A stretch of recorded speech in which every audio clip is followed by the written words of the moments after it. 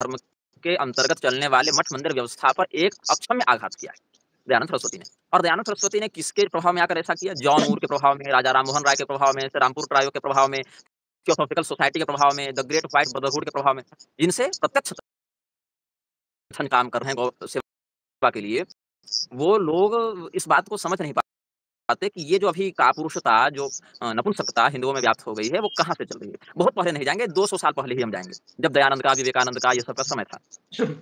दयानंद ने मूर्ति पूजा का विरोध करके सनातन धर्म के अंतर्गत चलने वाले मठ मंदिर व्यवस्था पर एक अक्षम्य आघात किया है दयानंद सरस्वती ने। और दयानंद सरस्वती ने किसके प्रभाव में आकर ऐसा किया? जॉन मूर के प्रभाव में, राजा राममोहन राय के प्रभाव में, रामपुर ट्रायो के प्रभाव में, थियोसॉफिकल सोसाइटी के प्रभाव में, द ग्रेट व्हाइट ब्रदरहुड के प्रभाव में, जिनसे प्रत्यक्षतया या अप्रत्यक्षतया दयानंद प्रभावित रहा और उसने मठ मंदिर की पूरी व्यवस्था पर आघात किया। मठ मंदिर पर ये जब आघात किया तो जितने भी गौशालाएं संचालित थी, या तो राजाओं के द्वारा या तो राज्य पोषित मठ मंदिरों के द्वारा संचालित थी। और मठ मंदिरों की व्यवस्था ध्वस्त करके, हालांकि गोरक्षा के समर्थन में दयानंद ने कहीं कहीं बातें कही हैं, लेकिन यह बात भी ध्यातव्य है कि उसी दयानंद ने सत्यार्थ प्रकाश के प्रथम संस्करण में यह बात कही थी कि बांझ गाय को गोमेध यज्ञ में मार देने में कोई दोष नहीं है। गाय की पूजा करना, गधी की पूजा करना एक ही बराबर है, दोनों ही तो जानवर हैं, और गाय की पूजा करनी ही है तो जब तक दूध दे रही हो तब तक चारा इत्यादि दो, उसमें कोई दिक्कत नहीं है। लेकिन जब चारा इत्यादि नहीं दे, दूध इत्यादि न दे, चारा खाने के बाद भी, या बांझ हो, तो उसको काट देने में, गोमेध में कोई दोष नहीं है। ऐसा दयानंद ने सत्यार्थ प्रकाश के फर्स्ट एडिशन में ही लिखा था, और ये सब बहुत कुछ बातें बाद के एडिशन में हटा दी गई। आप फर्स्ट एडिशन पढ़ेंगे, प्रथम संस्करण वहां मिल जाएगी। दूसरी बात, विवेकानंद पर हम आते हैं। विवेकानंद ने, अच्छा देखिए, मैं जब लेक्चर श्रृंखला का आगे वर्णन करूँगा तो उसमें मैं आपको ये सब प्रमाण बताऊँगा कि गौ हत्या का भारत में कैसे संवैधानिक स्वीकरण किया गया, मतलब कैसे उसको मान्यता दी गई, कानूनी मान्यता दी गई। क्योंकि अंग्रेजों के राज्य में अभी तो जनसंख्या बढ़ गई, लेकिन जिसमें जनसंख्या बहुत कम थी, केवल उत्तरी भारत में प्रतिदिन 50,000 गायें अंग्रेजी फौज के रसोई के लिए काटी जाती थी। ये रिकॉर्डेड डॉक्यूमेंट है, ये अंग्रेजी सरकार के रिकॉर्ड से बाद में सब प्रमाण से बताएंगे, अभी केवल आपको विषय से अवगत करा दें। केवल उत्तरी भारत में 50,000 से अधिक गायें प्रतिदिन काटी जाती थी अंग्रेजों की फौज को खिलाने के लिए। अब ये अंग्रेजों की फौज को खिलाने के लिए जब इतनी गाय रोज काटी जाएंगी और हिंदुओं में विद्रोह स्वाभाविक होगा, तो इसको रोकने के लिए क्या किया जाए? तो विवेकानंद जैसे लोगों को आगे बढ़ाकर विदेशों में खूब सम्मानित किया गया, ताकि हिंदुओं को ऐसा लगे कि हम तो पूरे विश्व में ख्यात हो रहे हैं, पूरे विश्व में हमारा सम्मान हो रहा है। और विवेकानंद ने एक बहुत ही गैर जिम्मेदाराना और कुतर्कपूर्ण वक्तव्य दिया कि प्राचीन भारत में हिंदू सब गाय खाते थे, और ब्राह्मण तो विशेष करके खाते थे, और अतिथि के आने पर गौवध भी किया जाता था, और ये सब गौभक्षक हुआ करते थे। गौ हत्या या गौभक्षण के बिना तो कोई हिंदू ही नहीं बन सकता। ये किसने कहा? मैंने नहीं कहा, ये विवेकानंद ने कहा। और ये कोई मैं गुप्त बात नहीं बता रहा विवेकानंद का स्टिंग ऑपरेशन करके। ये सब बातें आप रामकृष्ण मिशन से छप रहे हैं, विवेकानंद साहित्य से ही आप पढ़ सकते हैं, ये सब बातें सार्वजनिक हैं। फिर ये सब जो हैं अंग्रेजों के माध्यम से होने लगे। अब जो है तिरंगे की आपने बात की थी, मैं उस विषय पर आता हूँ।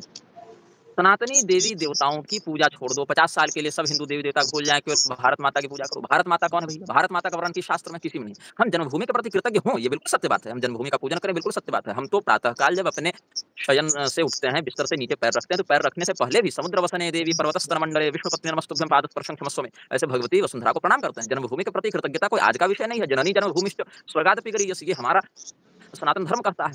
लेकिन उस जननी की, उस जन्मभूमि की हमने पृथ्वी से आराधना की है, भूदेवी के रूप में आराधना की है। तो हम पृथ्वी देवी का अगर पूजन करें, पृथ्वी देवी के मंत्रों से प्रयोग करें, पृथ्वी देवी के मंत्रों से हम उनका यजन करें, तो ये शास्त्रीयता होगी। न कि शास्त्रीय देवी देवताओं को छोड़कर हम काल्पनिक किसी भारत माता का नाम ले लें, जो कोलंबिया और जर्मनिया की फ्रेंच रेवोल्यूशन और जर्मन रेवोल्यूशन से नकल करके जिसको यहाँ पर स्थापित करने का इन लोगों ने प्रयास किया है। हाँ, ये बात अवश्य है कि भारत माता से हिंदुओं का जुड़ाव इसीलिए हो गया है क्योंकि भारत माता की छवि भगवती दुर्गा के समान सिंह वाहिनी इस प्रकार से रखी गई है। लेकिन ये केवल भावनात्मक उत्प्रेरणा के लिए ठीक है, उतना नाटकीय रूप से, ठीक है, जैसे नाटक एकांकी ये सब करते हैं रूपक दिखाने के लिए, रूपक के रूप में कि चलो एक जन्मभूमि है उसकी एक आकृति। लेकिन हिंदू अपने देवी देवता को भूल जावे, इस कीमत पर, इस मूल्य पर हम एक मंदिर बना दे भारत माता के नाम से, वहां पूजा करवाने लग जावे, ये सब असंवैधानिक है सनातन धर्म के संविधान में। अब कोई शराबी जुआरी व्यभिचारी 500 सांसद चुनाव जीतकर नेता मंत्री कानून बना दे, वो तो संविधान परिवर्तनशील है। हम संवैधानिक शास्त्रीय सीमा में इसको नहीं मानते हैं कि कोई भी हिंदू देवी देवताओं का निषेध करके काल्पनिक देवी देवताओं को स्थापित कर दे। और आरएसएस भी आज यही करने में लगा हुआ है।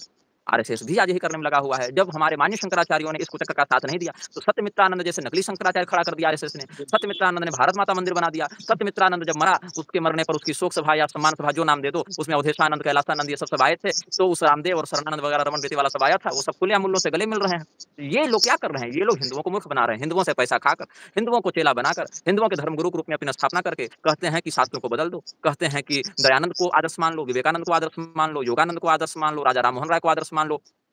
दूसरी ओर जो हमारे सनातनी देवी-देवता हैं उनको भूल जाओ, भारत माता की पूजा कर लो, तिरंगे की पूजा कर लो। भगवा ध्वज की भी बात आती है तो भगवा ध्वज को आरएसएस ने गुरु बना रखा है क्योंकि भगवा ध्वज तो कुछ बोलेगा नहीं, कहीं गलती पर टोकेगा नहीं। तो इसलिए ऐसा गुरु बनाओ जो अंधा, बहरा, लंगड़ा, लूला हो, जिसको पता ही ना हो कि धर्म क्या है, जड़ तत्व। हम तो गुरु को चेतन तत्व जानते थे, यहाँ तो गुरु ही जड़ बैठा है, तो जड़ गुरु के चेले कितने चेतन हो पाएँगे? ये सब है ना।